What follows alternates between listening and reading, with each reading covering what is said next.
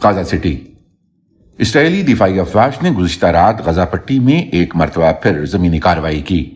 इस दौरान इसराइली बर्री फौज को जंगी जहाजों और ड्रोन्स की फिजाई मावनत भी हासिल रही। बताया गया है कि इस हमले में इसराइली दस्तों ने गजा शहर के मजाफात में वाक़े दहशतगर्द तंजीम हमास के जंगजुओं के कुछ ठिकानों को तबाह कर दिया। इन मुसल्लह कार्रवाइयों को गजा पट्टी में एक बाकायदा जमीनी हमले का आगाज तस्वुर किया जा रहा है। इसराइल में कराए गए एक सर्वे के नताइज के मुताबिक 49% राय दहिंदगान ने इस फौजी कार्रवाई की हिमायत की है। उधर गजा पट्टी में गुज़िश्ता 24 घंटों के दौरान किए गए इसराइली रॉकेट हमलों के नतीजे में 481 फलस्तीनी हलाक हो गए।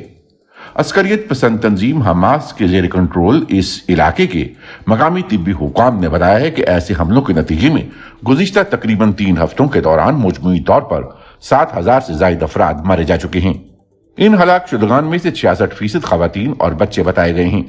अक़वाम मुत्तहिदा ने गजा पट्टी की सूरत हाल पर गहरी तशवीश का इजहार करते हुए कहा है कि अगर मुकामी आबादी को फौरी इमदाद ना पहुंचाई गई तो वहां सूरत हाल मजीद अबतर हो सकती है। ब्रसेल्स। यूरोपीय यूनियन के 2 रोजा सरबराही इजलास के पहले दिन यानी जुमेरात की रात तक गजा में आरजी जंग बंदी के हवाले से कोई इत्तफाक राय न हो सका। इस तनाज़े के खात्मे की कोशिशों के लिए यूरोपीय ममालिक मुनकसिम दिखाई दे रहे हैं। 27 रुकनी यूरोपीय ब्लॉक इस समिट के दूसरे दिन आज बरोज जुम्मा मुज़ाकरात का सिलसिला जारी रखेगा। इस समिट में यूनियन की सभी रुकन रियासतों ने दहशतगर्द तंजीम हमास के हमलों की सख्त मजम्मत की, जबकि कुछ ममालिक ने इसराइल की जवाबी अस्करी कार्रवाइयों पर ज्यादा सख्त रद्द-ए-अमल जाहिर किया। इस समिट में यूरोपीय रहनुमा यूक्रेनी जंग पर भी गुफ्तगू कर रहे हैं। बताया गया है कि इस समिट के एलामिये में रूसी जारयत के तनाजुर में कीव हुकूमत की हिमायत जारी रखने पर इत्तेफाक किया जाएगा। वाशिंगटन। अमरीकी फिजाइया ने मशरकी शाम में ईरान नवाज मलेशिया के ठिकानों को निशाना बनाया है। अमरीकी वजीर दिफा लॉयड ऑस्टिन के मुताबिक दिफाई तर्ज की यह कार्रवाई इराक और शाम में अमरीकी मफादात के तहफ़्फ़ुज़ के लिए की गई। बयान में कहा गया है कि अमरीकी फिजाइया ने आज सुबह ईरानी इनकलाबी गार्ड्स और इसके हामियों की तरफ से चलाए जाने वाले कैंपों पर जवाबी हमले करते हुए बमबारी की।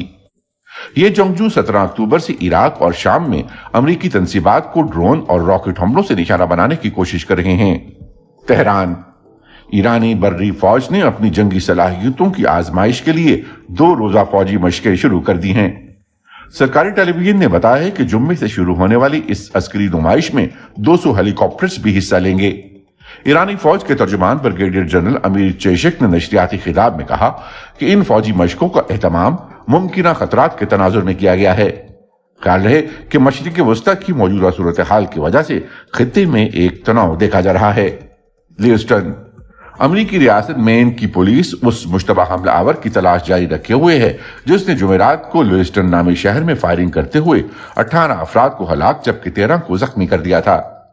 मकामी हुकाम ने शहर के बासियों को खबरदार किया है कि वो रॉबर्ट आर कार्ड नामी इस हमला आवर से होशियार और एहतियात बरतते हुए अपने घरों में रहें।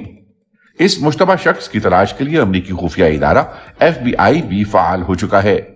अमेरिका में अवामी सतह पर शूटिंग के वाकयात आम हैं, जबकि हुकूमत बढ़ते हुए मुतालबात के बावजूद गन कंट्रोल को मुमकिन बनाने में नाकाम है।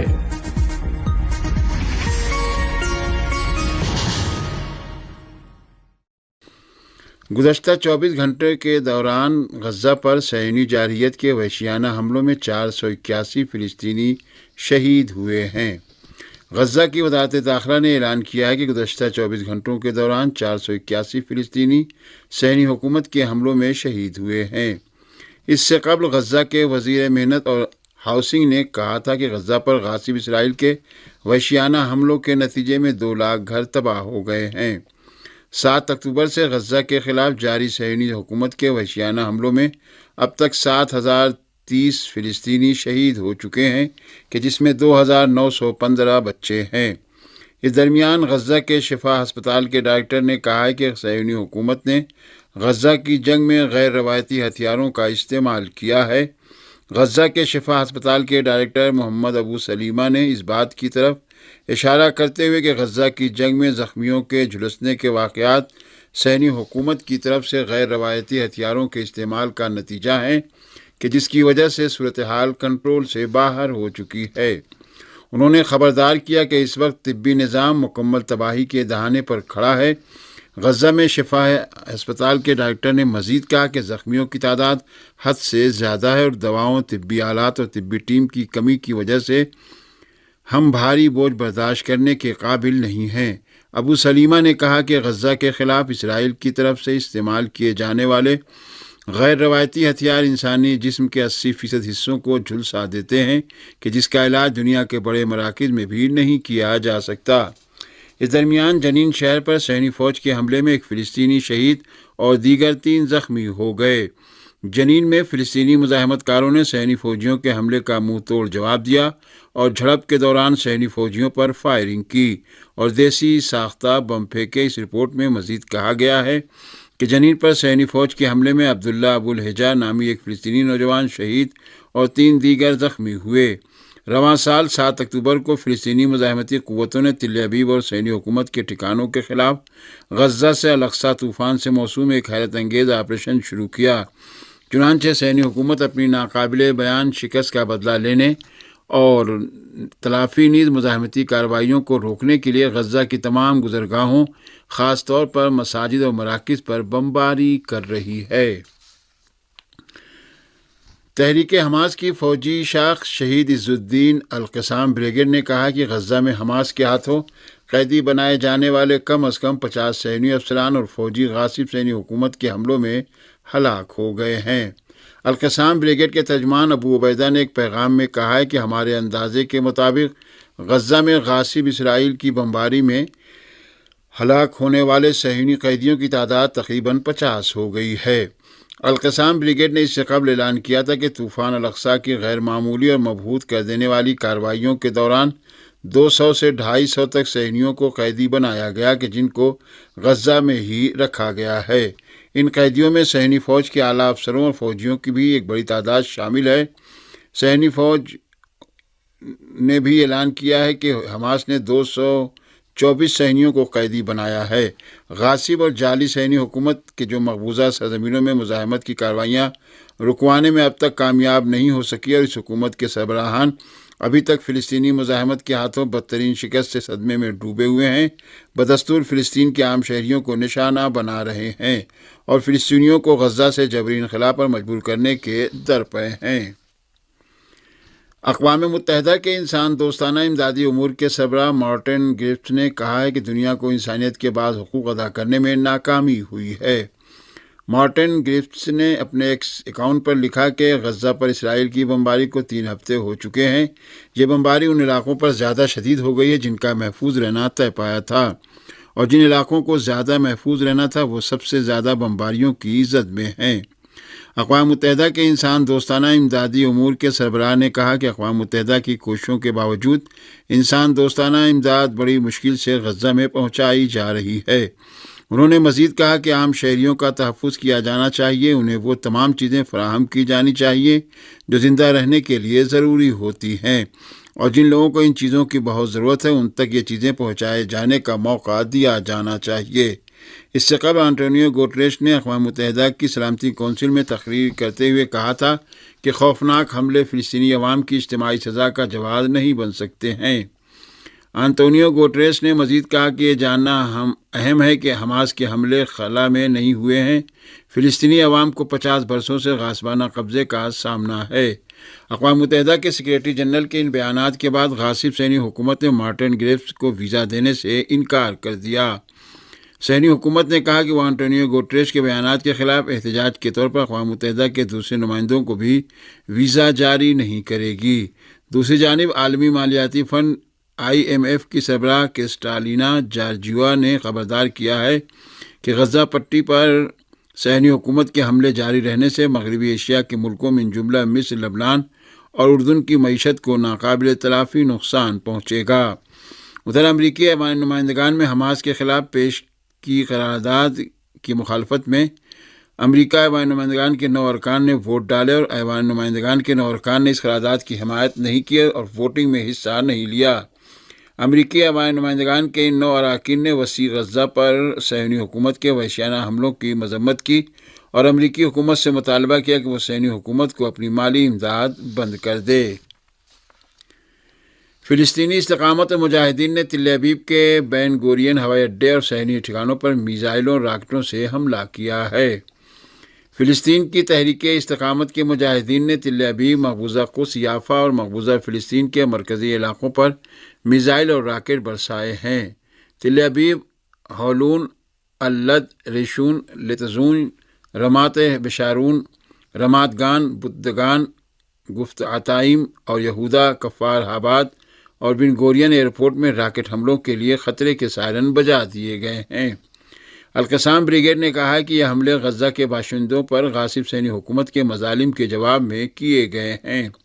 صہیونی حکومت کے ٹی وی چینل نے خبر دی کہ کم از کم 10 میزائل راکٹ گوشدان اور تل ابیب پر فائر کیے گئے ہیں۔ عبری ذرائع نے جنوبی تل ابیب میں واقع رہفوت علاقے میں متعدد راکٹ گرنے کی خبر دی ہے۔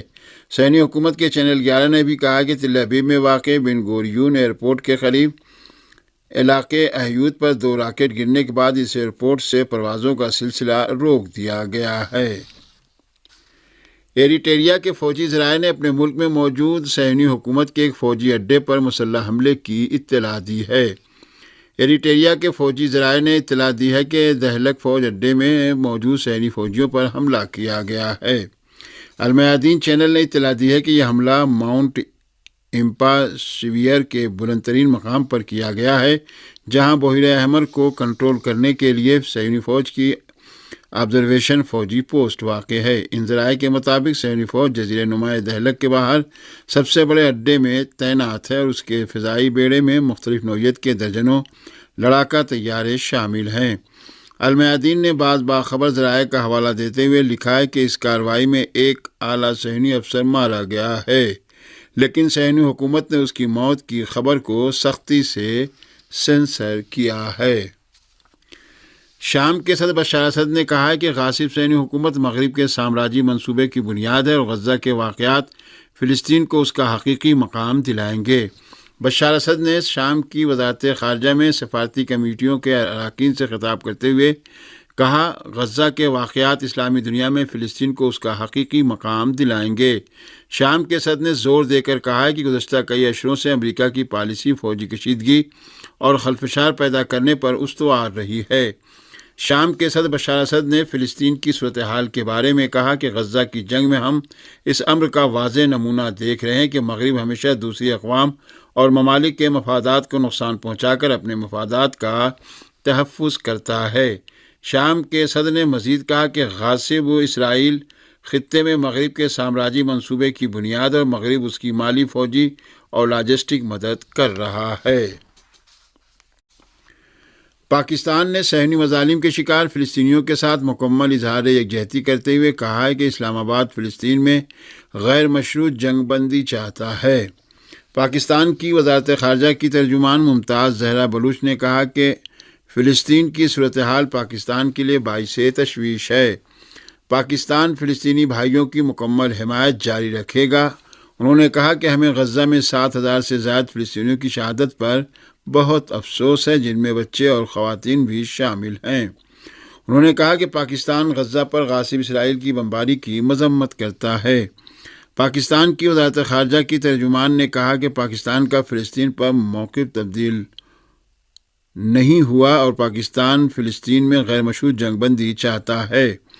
اسرائیل فلسطینیوں کی نسل کشی کر رہا ہے۔ محاصرے کے باعث غزہ کے شہریوں کے لیے خوراک، پانی اور دواؤں کی شدید قلت ہے۔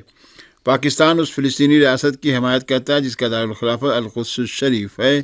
پاکستان کا مطالبہ ہے کہ امدادی کارکنان پر بمباری روک کر بمباری میں ملوث عناصر کو گرفتار کیا جائے۔ اسلام آباد ہائی کورٹ نے سابق وزیر اعظم پاکستان اور P T I chairman Imran Khan کی سائفر کیس میں درخواست ضمانت مسترد کر دی ہے۔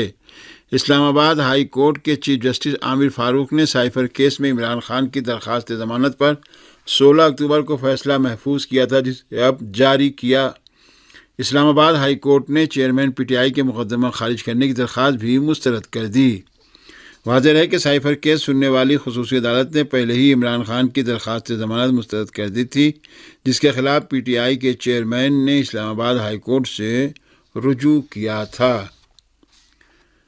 کابل میں کل رات ہونے والے دھماکے سے مغربی افغانستان لرز اٹھا۔ موصولہ خبروں کے مطابق کابل میں سیکورٹی ذرائع نے بتایا ہے کہ یہ دھماکہ کل رات مغربی کابل کے علاقے دشت برچی میں ایک اسٹیڈیم میں ہوا۔ اس دھماکے میں 6 افراد جاں بحق اور 11 دیگر زخمی ہو گئے۔ عینی شاہدین کا کہنا ہے کہ یہ دھماکہ ایک اسٹیڈیم میں اس وقت ہوا کہ جب بہت سے جوان اس میں کھیل میں مشغول تھے۔ اس دھماکے کی نوعیت کے بارے میں کچھ کہا نہیں گیا ہے۔ دشت برچی کابل میں شیعہ مسلمانوں کی آبادی والا علاقہ ہے کہ جو گزشتہ چند دہائیوں سے دہشت گردانہ حملوں کا نشانہ بنتا رہا ہے۔